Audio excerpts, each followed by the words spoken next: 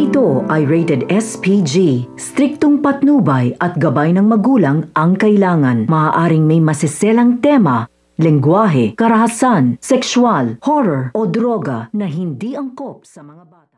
Patuloy ang pakikipaglaban nga nito ni Tanggol dito nga kay Ramon at hindi rin naman nga mapatalo nga itong si Ramon hanggat hindi nga niya nababawi ang kanyang asawa. Hindi pa rin nga magawa nga nito ni Bubbles na hayaan ito nga si Tanggol. Kaya naman hindi niya nga ito pinabayaan at tinutulungan niya pa rin nga ito upang makipaglaban at sinabihan pa nga niya ito na mag-ingat.